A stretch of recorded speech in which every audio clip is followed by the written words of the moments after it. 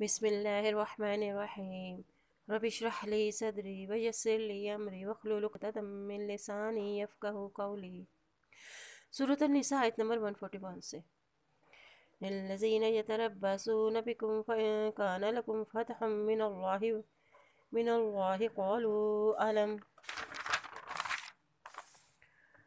نکن معکم وإن کان للکافرین نصیب قالوا ألم نستحوذ علیکم ونمنعکم من المؤمنین واللہ یحکم بینکم یوم القیامہ ولن یجعل اللہ للکافرین علی المؤمنین سبیلا۔ یہ لوگ تمہارے انجام کار کا انتظار کرتے رہتے ہیں، پھر اگر تمہیں اللہ فتح دے تو وہ کہتے ہیں کیا ہم تمہارے ساتھ نہیں، اور اگر کافروں کو تھوڑا سا غلبہ مل جائے تو ان سے کہتے ہیں کیا نہیں ہم غالب آئے تھے تم پر اور ہم بچا رہے تھے تم کو مومنوں سے۔ بس اللہ فیصلہ کرے گا ان کے درمیان قیامت کے دن، اور اللہ کافروں پر ہرگز نہیں بنائے گا مومنوں پر کوئی راستہ۔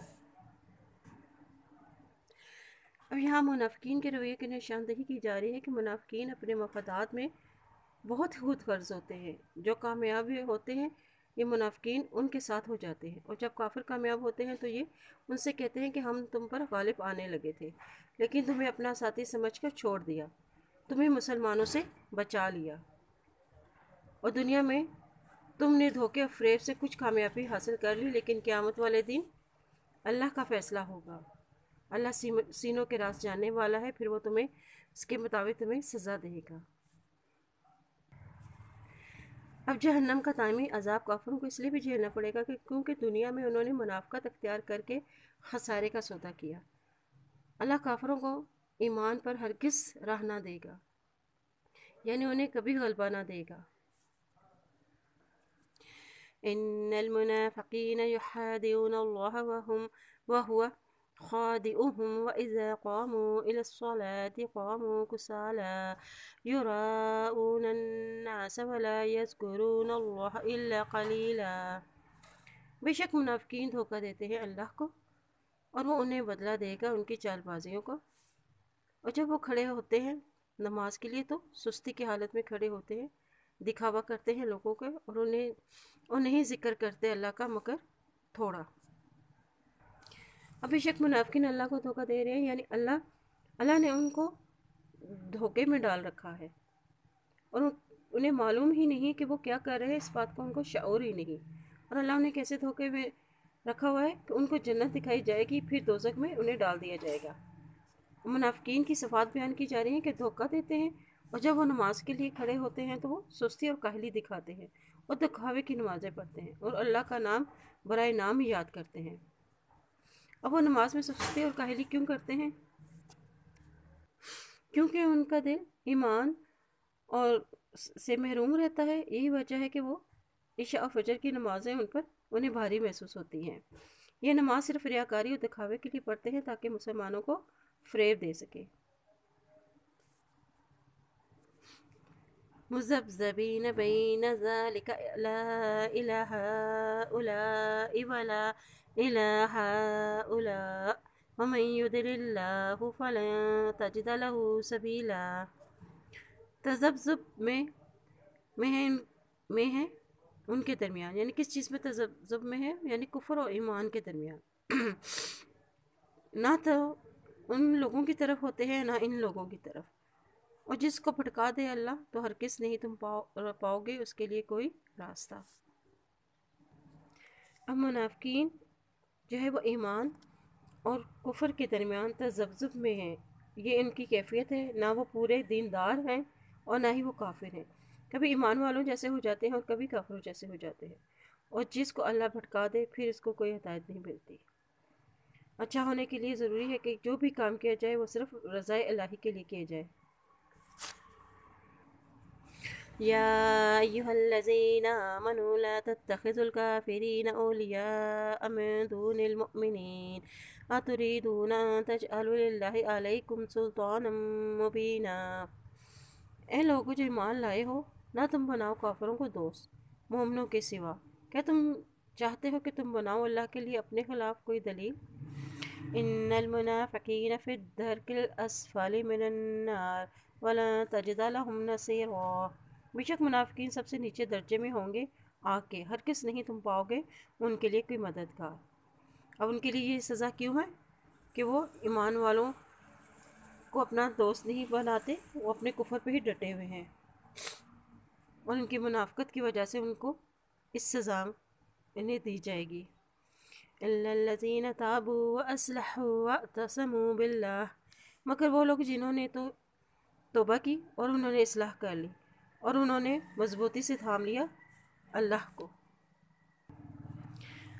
وَأَخْلَصُوا دِينَهُمْ لِلَّهِ فَأُولَئِكَ مَعَ الْمُؤْمِنِينَ فَسَوْفَ نُؤْتِي اللَّهُ الْمُؤْمِنِينَ أَجْرًا عَظِيمًا، اور خالص کر لیا اپنا دین اللہ کے لیے تو یہی لوگ مومنوں کے ساتھ ہیں، اور ان قریب اللہ مومنوں کو بڑا اجر عطا کرے گا۔ اب مومنوں کے لیے بڑا اجر کیوں رکھا گیا ہے کہ وہ لوگ، ان لوگوں کے لیے بڑا اجر رکھا گیا ہے کہ جنہوں نے توبہ کی اور اپنی اصلاح کر لی اور اللہ کو مضبوطی سے تھام لیا اور اللہ کے لیے اپنے دین کو خالص کر لیا۔ ما يفعل الله بعذابكم إن شكرتم وآمنتم وكان الله شاكرا عليما، اللہ تمہیں عذاب دے کر کیا کرے گا اگر تم شکر گزاری کرتے رہو اور با ایمان رہو، اور اللہ بہت ہی قدر کرنے والا اور علم والا ہے۔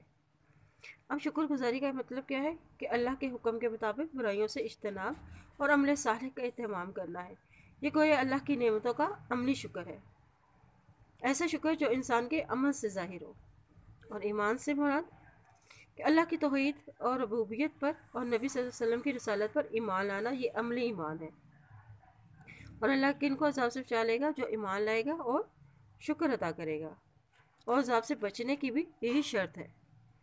جو اللہ کا شکر ادا کرے گا تو اللہ اس کی قدر کرے گا، اور جو دل سے ایمان لائے گا وہ اس کو جان لے گا، اس کے مطابق ہی وہ اسے بہترین اجر سے نوازے گا۔ لا يحب الله الجهر بالسوء من القول إلا من ظلم وكان الله سميعا عليما، اب برائی کے ساتھ آواز بلند کرنے کو اللہ پسند نہیں فرماتے، مگر مظلوم کو اجازت ہے، اور ہے اللہ سننے والا اور علم والا، یعنی کہ اگر آپ پر ظلم ہوا ہے تو آپ اس کے خلاف آواز اٹھا سکتے ہیں۔ اللہ پسند نہیں فرماتا کہ کوئی بری بات کو کھلم کھلا بیان کرے۔ اب بری باتیں کون سی ہو سکتی ہیں؟ یعنی جھوٹ بولنا، کسی کی غیبت کرنا، اونچی آواز میں بولنا، طنز کرنا، بحث و تکرار کرنا، کسی کا مذاق اڑانا، مگر مظلوم کو یہ حق ہے کہ وہ اپنے ظلم کی داستان سنا سکتا ہے۔ اس کا اسے کیا فائدہ ہوگا کہ شاید وہ ظلم سے باز آ جائے یا اس کی تلافی کی صحیح ہو جائے، اور یہ کہ لوگ اس سے کے ظلم سے بھی بچے رہیں۔ اب ظلم کیا ہے؟ ظلم یہ ہے کہ کسی کا حق ادا نہ کیا جائے یا اس کے حق میں کمی کر دی جائے، اور اللہ سننے والا اور علم والا ہے، یعنی مظلوم کی فریاد کو سننے والا ہے اور ظالم کے ظلم کو جاننے والا ہے۔ ان تبدوا خیرا او تخفوه او تعفو عن سوء فإن اللہ کان عفوا قدیرا، اگر تم نیکی کو ظاہر کرو تو بہتر ہے، یا تم چھپاؤ اس کو یا درگزر کرو برائی کو، تو بے شک اللہ تعالیٰ معاف کرنے والا اور قدرت والا ہے۔ اب معاف اور درگزر کر دینے سے کیا ہوگا کہ معاف کر دینے سے اللہ اس کی عزت میں اضافہ فرمائیں گے، کیونکہ اللہ خود قدرت رکھنے کے باوجود بھی معاف اور درگزر سے کام لیتے ہیں، اور یہ اللہ تعالیٰ کی صفات ہے کہ وہ معاف کرنے والا اور قدرت رکھنے والا ہے۔ ان الذين يكفرون بالله ورسله ويريدون ان يفرقوا بين الله ورسله ويقولون نؤمن ببعض ونكفر ببعض ويريدون ان يتخذوا بين ذلك سبيلا، بے شک وہ لوگ جو اللہ اس کے رسول کے ساتھ کفر کرتے ہیں اور وہ چاہتے ہیں کہ وہ تفرقہ ڈال دیں اللہ اور اس کے رسولوں کے درمیان، اور وہ کہتے ہیں کہ ہم بعض پر تو ایمان لیں اور بعض پر نہیں، اور وہ چاہتے ہیں کہ وہ بنا لیں اس کے درمیان کوئی راستہ۔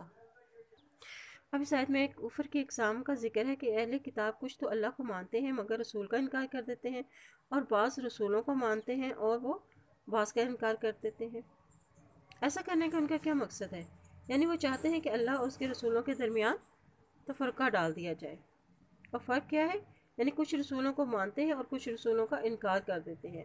یہود موسیٰ علیہ السلام کو مانتے ہیں اور کہ اللہ نے ہمارے رسول سے کلام کیا ہے اور معجزات سے عطا فرمائے ہیں انہیں، اور عیسائیوں نے محمد صلی اللہ علیہ وسلم کا انکار کر دیا۔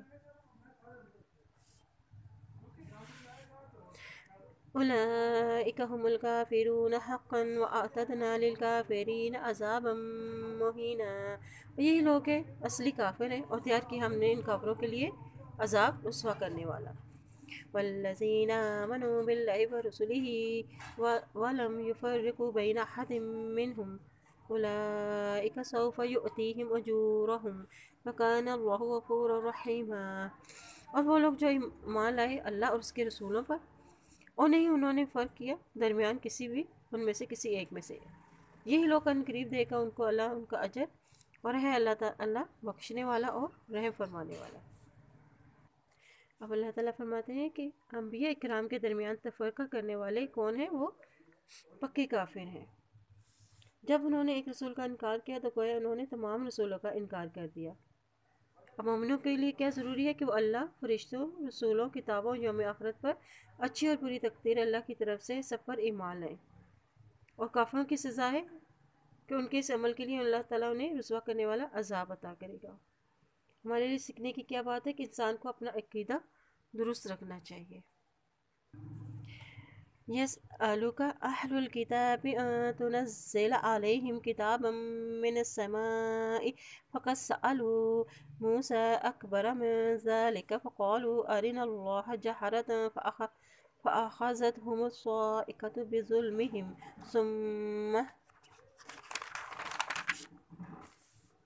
ثم اتخذوا العجل من بعد ما جاءتهم البينات فعفونا عن ذلك وآتينا موسى سلطانا مبینا۔ وہ سوال کرتے ہیں کہ آپ سے اہل کتاب کہ تو ان پر اتار لائے آسمان سے ایک کتاب، تو تحقیق انہوں نے سوال کیا تھا موسیٰ علیہ السلام سے اس سے بھی بڑا، تو انہوں نے کہا کہ ہمیں سامنے اللہ کو دکھائیں۔ بس ان کے اس ظلم کے باعث کڑاکے کی بجلی آ پڑی اور انہوں نے بچڑے کو معبود بنا لیا، اور اس کے بعد کہ جب ان کے پاس آ گئی روشن دلائل، پھر ہم نے انہیں پھر معاف کر دیا اور دیا ہم نے موسیٰ علیہ السلام کو کھلی دلیل۔ یہاں بتایا جا رہا ہے کہ اہل کتاب یہود سے آپ سے مطالبہ کرتے تھے کہ جس طرح حضرت موسیٰ علیہ السلام کوہ طور پہ گئے، تختی پر لکھی ہوئی تورات لے کر آئے، اسی طرح آپ صلی اللہ علیہ وسلم بھی آسمان پر جا کر قرآن مجید لے آئے۔ اور یہ وہ مطالبہ اس لیے کرتے تھے کہ محض عناد تعصب کی بنا پر ایسا کرتے تھے۔ اور بھی ظلم ہی ان کا ظلم، ان کا مطالبہ کہ ہمیں اللہ دکھائے، اور ان پر کڑاکے کی بجلی کیوں ٹوٹ پڑی؟ ان کے اسی ظلم کی وجہ سے کہ اللہ تعالیٰ کو ہمیں سامنے دکھائے۔ اور جب اللہ کی ذات سے پیار ہو تو کسی اور کا ڈر نہیں رہتا۔ وَرَفَعْنَا فَوْقَهُمُ الطُّورَ بِمِيثَاقِهِمْ وَقُلْنَا لَهُمُ ادْخُلُوا الْبَابَ سُجَّدًا وَقُلْنَا لَهُمْ لَا تَعْدُوا فِي السَّبْتِ وَأَخَذْنَا مِنْهُمْ مِيثَاقًا غَلِيظًا۔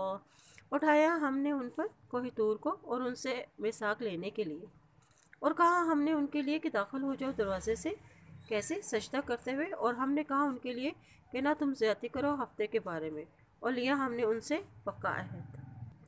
اب ان سے کون کون سے عہد لیے گئے تھے؟ کہ دروازے سے داخل ہونا سجدہ کرتے ہوئے، اور ہفتے کے دن زیادتی نہ کرنا۔ اور ان سے یہ عہد کس بنا پر لیے گئے تھے؟ کیونکہ وہ احکام الہی کا کھلم کھلا انکار کرتے تھے، اور یہ چیز ان کے بگاڑ کی وجہ بنی۔ اور ان کا رد عمل کیا تھا کہ وہ یہاں بھی انہوں نے چال بازی سے ہی کام لیا۔ اور سجدہ کرتے ہوئے داخل ہونا یہ انہیں کس لیے کہا گیا تھا؟ یعنی کہ وہ عاجزی کرتے ہوئے، شکر گزاری کرتے ہوئے، کیونکہ وہ اس کے برعکس اکڑتے تھے اور ہنستے ہوئے چلتے تھے، اس لیے انہیں ایسے کہا گیا تھا۔ فَبِمَا نَقْضِهِم مِّيثَاقَهُمْ وَكُفْرِهِم بِآيَاتِ اللَّهِ وَقَتْلِهِمُ الْأَنبِيَاءَ بِغَيْرِ حَقٍّ وَقَوْلِهِمْ قُلُوبُنَا غُلْفٌ بل طبع اللہ علیہ بکفرہم ولا یؤمنون الا قلیلا۔ اور یہ تھی سزا بسبب ان کے عہد شکنی کے اور اللہ کی آیات کے ساتھ کفر کرنے کے اور نبیوں کو ناحق قتل کرنے کے۔ اور انہوں نے کہا کہ ہمارے دل پر تو غلاف ہے، بلکہ مہر لگا دی اللہ نے ان کے دلوں پر بوجہ ان کے کفر سے، اس لیے یہ تھوڑے ہی ایمان لاتے ہیں۔ اب ان کے جرائم بتائے جا رہے ہیں کہ وہ کیا کیا کرتے تھے۔ وہ ایک تو وہ عہد کو توڑتے تھے، اللہ کی آیات کا کفر کرتے تھے، انبیاء کو ناحق قتل کرتے تھے، اور یہ سزا ان کے لیے تھی کہ اللہ نے ان کے کفر کی وجہ سے ان کے دلوں میں مہر لگا دی تھی، بس انہیں اب وہ ایمان نہیں لائیں گے مگر تھوڑے۔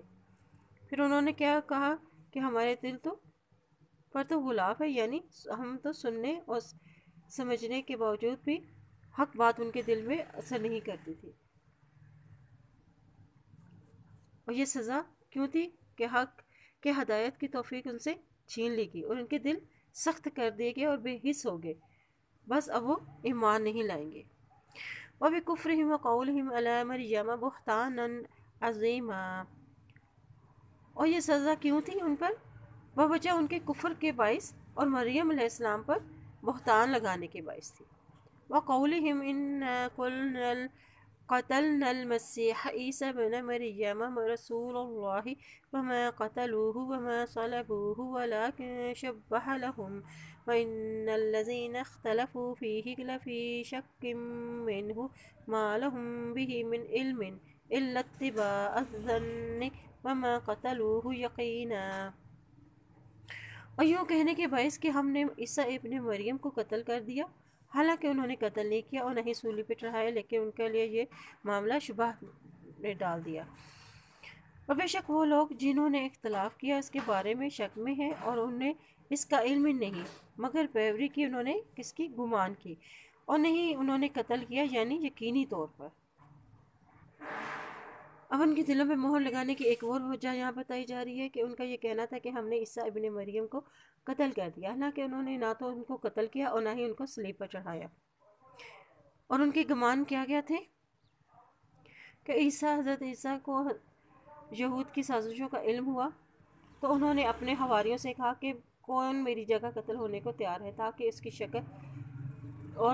شکل اللہ کی طرف سے میری جیسی بنا دی جائے گی۔ تو ایک جو نوجوان تیار ہوا اور یہودیوں نے اسے عیسیٰ علیہ السلام سمجھ کر اس کو قتل کر دیا۔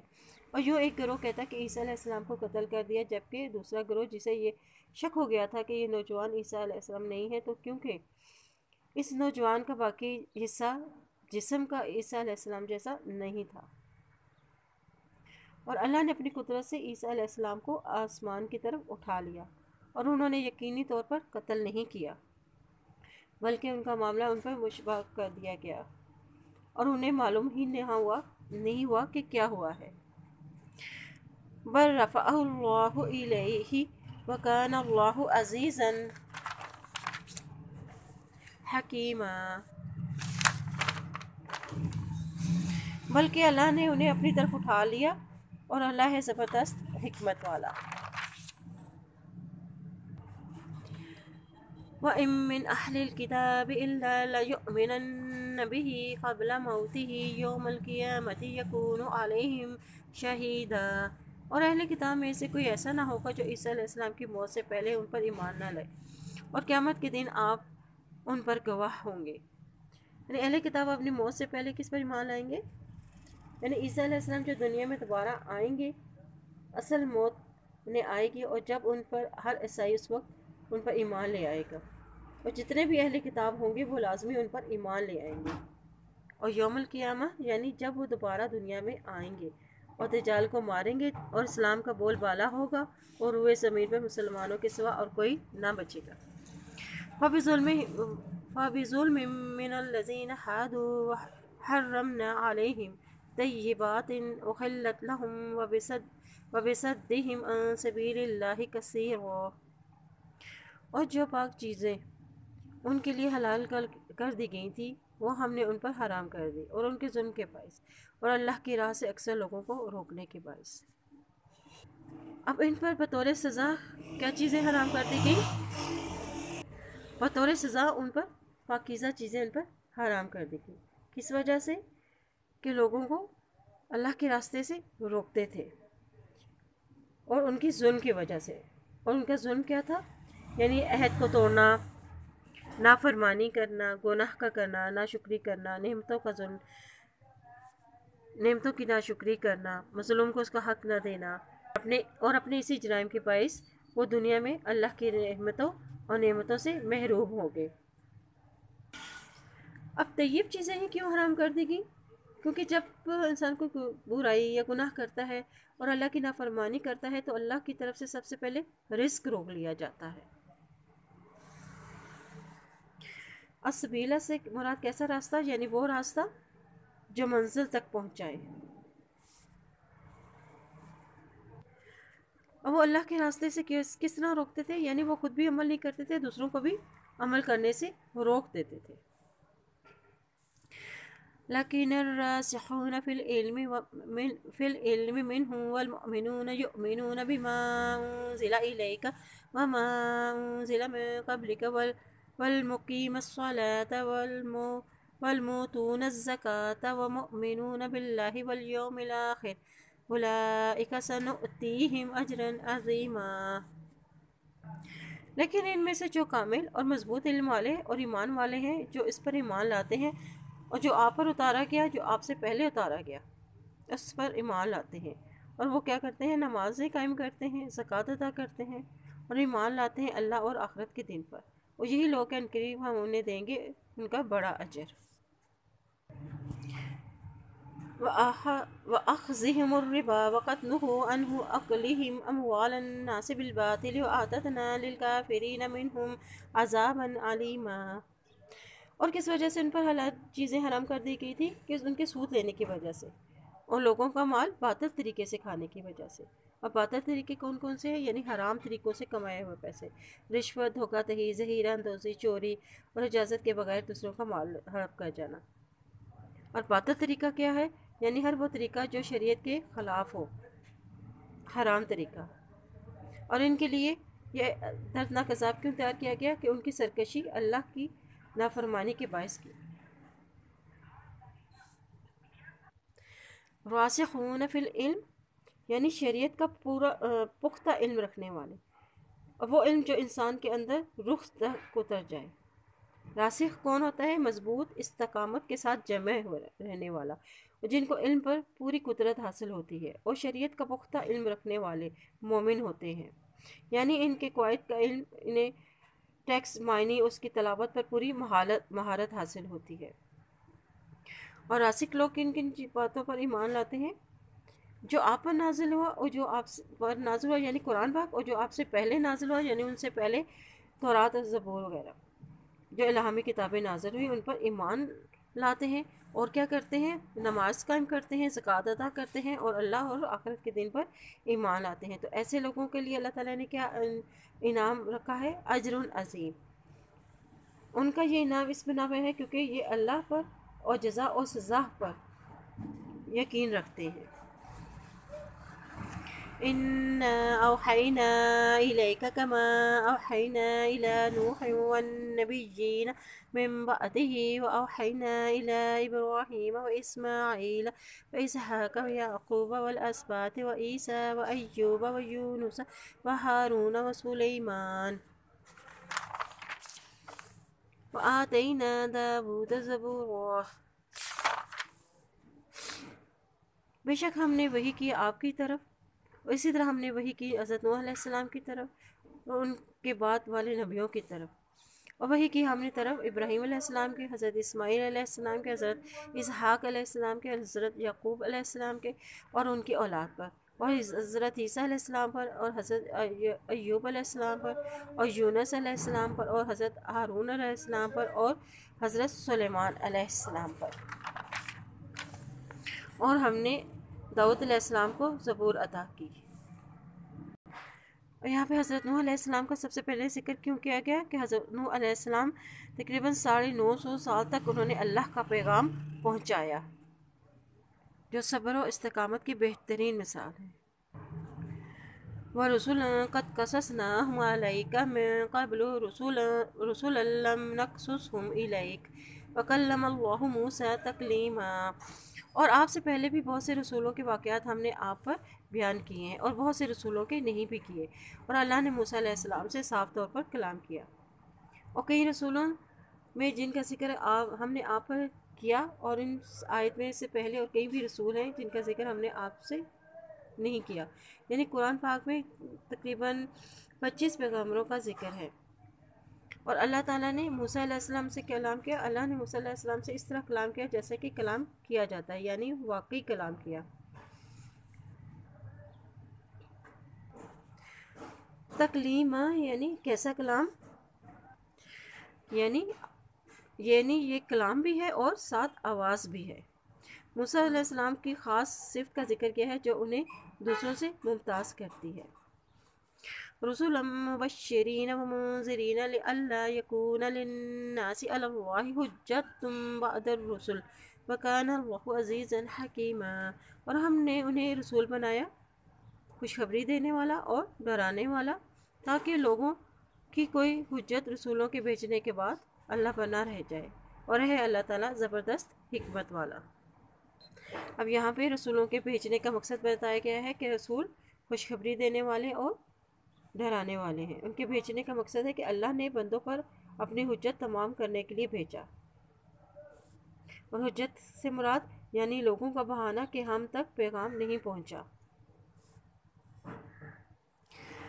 لیکن اللہ یشہد بما انزل الیک انزلہ بعلمہ والملائکۃ یشہدون وکفی باللہ شہیدا، اور جو لوگ آپ کی طرف اتارا گیا، اور جو کچھ بھی آپ کی طرف اتارا گیا اس کی بابت خود اللہ گواہی دیتا ہے کہ اسے اللہ تعالیٰ نے اپنے علم سے اتارا، اور فرشتے بھی گواہی دیتے ہیں، اور اللہ کافی ہے گواہ۔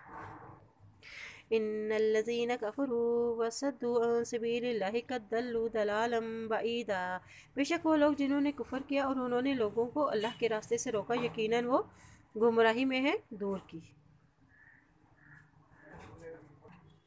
ان الذین کفروا وظلموا لم یکن اللہ لیغفر لهم ولا لیہدیہم طریقا، بے شک وہ لوگ جنہوں نے کفر کیا اور ظلم کیا، اللہ انہیں ہرگز نہیں بخشے گا اور نہ ہی انہیں راستے کی ہدایت دے گا۔ الا طریق جہنم خالدین فیہا ابدا وکان ذلک علی اللہ یسیرا، سوائے جہنم کے راستے کے وہ اس میں ہمیشہ ہمیشہ رہیں گے، اور یہ اللہ پر بالکل آسان ہے۔ اس میں ان کی مزید سزاؤں کا ذکر ہے کہ وہ اپنے کفر اور ظلم کی باعث ہمیشہ ہمیشہ جہنم میں رہیں گے۔ یا ایھا الناس قد جاءکم الرسول بالحق من ربکم فآمنوا خیرا لکم وان تکفروا فإن للہ ما فی السماوات والارض وکان اللہ علیما حکیما۔ اے لوگو، آگے تمہارے پاس رسول حق لے کر تمہارے رب کی طرف سے، بس ایمان لے آؤ، بہتر ہے تمہارے لیے۔ اگر تم کفر کرو گے تو بے شک اللہ تعالیٰ جو کچھ بھی آسمان زمین میں ہے اس کا ہے، اور ہے اللہ علم والا اور حکمت والا۔ یا اہل الکتاب لا تغلوا فی دینکم ولا تقولوا علی اللہ الا الحق انما المسیح عیسی ابن مریم رسول اللہ وکلمتہ۔ اے اہل کتاب، اپنے دین کے بارے میں حد سے نہ گزر جاؤ، اور نہ تم کہو اللہ پر مگر جو حق ہے، بے شک مسیح عیسیٰ ابن مریم اللہ کے رسول ہیں اور ان کے کلمہ کن سے پیدا ہوئے ہیں۔ اہل کتاب اپنے دین میں غلو نہ کرو۔ نصارہ کو غلو کرنے سے کیوں روکا جا رہا ہے؟ کہ نصارہ کے دین کا مشن اپنے دین کو دنیا میں پھیلانا تھا، چونکہ انسان کی فطرت ہے کہ جب انسان کسی چیز کو مانتا ہے تو سب سے پہلے اسے افضل قرار دیتا ہے، اس لیے انہوں نے عیسیٰ علیہ السلام کو ان کے مقام سے اتنا بلند کر دیا کہ انہیں اللہ کا بیٹا ہی قرار دے دیا، انہیں الہ ہی بنا ڈالا، اس لیے انہیں روکا جا رہا ہے۔ اور غلو کسے کہتے ہیں؟ یعنی حد سے تجاوز کرنا، مبالغہ آرائی کرنا۔ تغلو یعنی اس سے کیا معنی ہے کہ کسی چیز کو اس کے مقام و مرتبے سے بہت اوپر لے جانا۔ لا تغلو فی دینکم یعنی دین میں ایسی چیزیں بنا لینا جو دین میں شامل ہی نہ ہو، ٹھیک ہے، اور کسی بندے کو اس کے مقام و مرتبے سے اتنا اوپر کر دینا کہ اللہ کے مقام تک پہنچا دینا۔ اور وہ کیا کرتے تھے، وَلَا تَقُولُوا عَلَى اللَّهِ إِلَّا الْحَقَّ، یعنی نہ کہو تم اللہ پر مگر وہ جو حق ہے، یعنی جو باتیں اللہ نے کہی ہی نہیں انہیں ہی اللہ کے ساتھ منسوب نہ کرو۔ اب نصارہ کا عقیدہ کیا ہے کہ مسیح اللہ کے بیٹے ہیں اور وہ اللہ ہی ہیں۔ مسیح اور والدہ دونوں کو اللہ بنا ڈالا، اور اللہ کا جواب کیا ہے؟ اللہ کا جواب ہے انما المسیح عیسیٰ بن مریم رسول اللہ و کلماتہ، کہ مسیح عیسیٰ ابن مریم ہے، اللہ کے رسول ہیں اور اس کے کلمہ کل سے پیدا ہوئے ہیں۔ القاها إلى مريم وروح منه فآمنوا بالله ورسله ولا تقولوا ثلاثة انتهوا خيرا لكم إنما الله إله واحد سبحانه أن يكون له ولد له ما في السماوات وما في الأرض وكفى بالله وكيلا۔ اور جسے مریم علیہ السلام کی طرف ڈال دیا کہ بس مان لو اللہ اور اس کے رسول پر، نہ تم کہو کہ اللہ تین ہے، اس سے باز آ جاؤ، یہ تمہارے لیے بہتر ہے۔ بے شک اللہ ایک ہی ہے اور وہ پاک ہے اس کی اولاد ہو، اس لیے جو کچھ آسمان و زمین میں ہے، اور اللہ کافی ہے کارساز۔ القاها الی مریم، یعنی جو اس نے ڈالا تھا، یعنی اس کلمہ کنز کے ذریعے مریم علیہ السلام کی طرف حضرت جبرائیل علیہ السلام کے ذریعے سے۔ روح منہ، اللہ کی طرف سے روح۔ عیسائی کہتے ہیں کہ اللہ کی روح مسیح میں آ گئی، اس لیے وہ بھی الہ ہو گئے۔ الثلاثہ، یعنی مریم، عیسیٰ علیہ السلام اور اللہ، یا پھر جبرائیل علیہ السلام، عیسیٰ اور اللہ۔ ثلاثہ کا توڑنے کا کیا حل بتایا اللہ تعالیٰ نے؟ انما اللہ لا الہ الا ہو واحد، کہ اللہ ہی الہ ہے اور وہ پاک ہے کہ اس کی اولاد ہو۔ اور اس کی کیا دلیل ہے؟ وَكَفَى بِاللَّهِ وَكِيلًا، کہ اللہ پر اعتماد ہی کافی ہے، کیونکہ اللہ اپنے فیصلوں میں جو ہے وہ اپنے فیصلے پورے کرتا ہے۔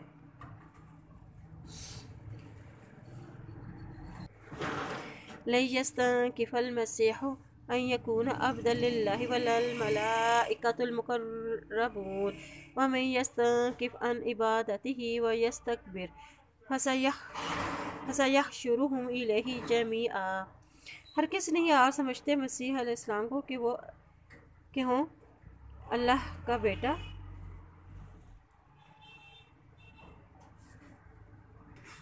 ہرگز نہیں آر سمجھتے کہ مسیح ہوں اللہ کا بندہ، اور نہ ہی مقرب فرشتے، اور جو آر سمجھے گا اس کی عبادت سے اور تکبر و انکار کرے گا، اللہ ان سب کو اپنی طرف اکٹھا کر لے گا۔ یعنی کون آر نہیں سمجھتے؟ عیسیٰ علیہ السلام، کہ کس بات کو آر نہیں سمجھے جاتے؟ کہ عیسیٰ خود اللہ کا بندہ سمجھنے میں اور کبھی آر نہیں سمجھتے۔